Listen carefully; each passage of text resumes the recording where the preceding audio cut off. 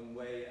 Aluminium, I think we have a talk on aluminium later on. Recycling of aluminium. The recycling of aluminium is a success story in that field. An awful lot of aluminium is recycled. So can that be done with rare earth? The obvious way would be to recycle by melting, like the aluminium, but unfortunately oxidation places severe difficulties with doing that, and it's been unsuccessful.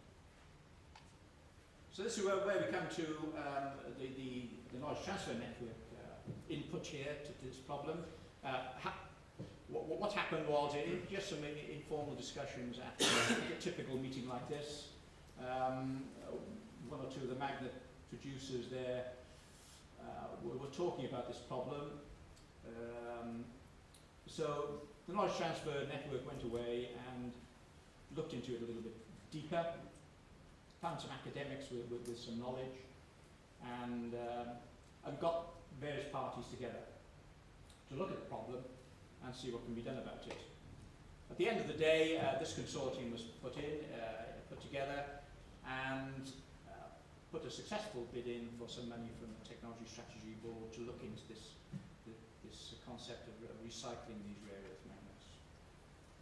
In there we have two magnet manufacturers who source their materials from China. Secure IT Recycling, who's a recycler of computers. We have a computer expert, a magnet expert, Burmag, and of course the academic, which in this case was the magnetic unit at Birmingham University. So these people got together, and eventually they decided what they could do. They realized there were limitations here. One limitation was it possible to do it, first of all? Not easy. The second one was the time scale. Price cars, for example, won't be scrapped for another 5 or 6 or 8 years or something. Cars normally last 14 years before they're scrapped. And we knew there was no way of getting at the moment to the magnets in the computer hard drives. So basically, this whole project was very much a look ahead thing. So there we are. We put a bid in, got the thing sorted out, and the university magnet group developed a process over about 2 years, 2.5 years. The industry partners all tested these for their different types of products, and we're quite happy with those. And the thing also looked at scrap magnet sources and where the trends are going. So the processing costs suggested that this can be done, that we could get scrap magnets and recycle them at quite an economic rate. Just to give you a feel for it, neodymium is around about 45 euros a kilogram, so it's well worth doing. So there we are. We've shown that it can be recycled, and it's a cost-effective process. Just the concluding remarks then. The process certainly has been developed, and it's not quite lying on the shelf at the moment. The partners are looking into ways of making money out of this.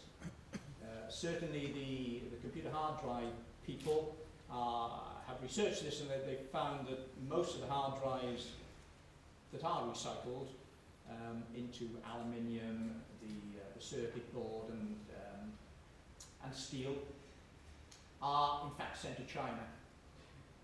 So nowhere in the world have we found any serious attempt to actually recycle the magnet material.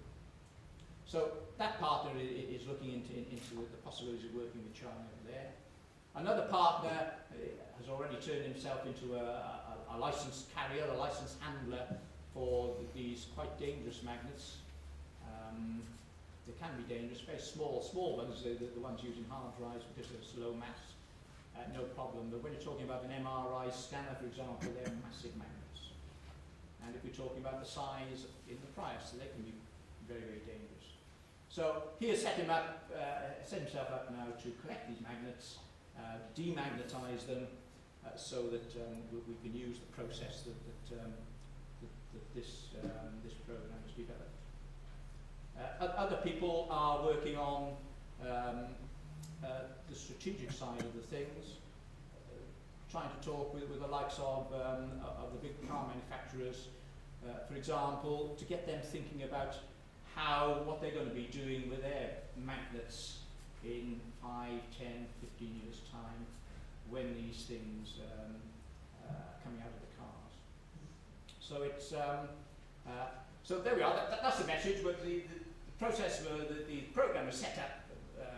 KTM's facilitated that, and it's a success story in that we've found a way of recycling these materials, and it's on the shelf there now, ready to go to attack this, what we think is going to be a strategic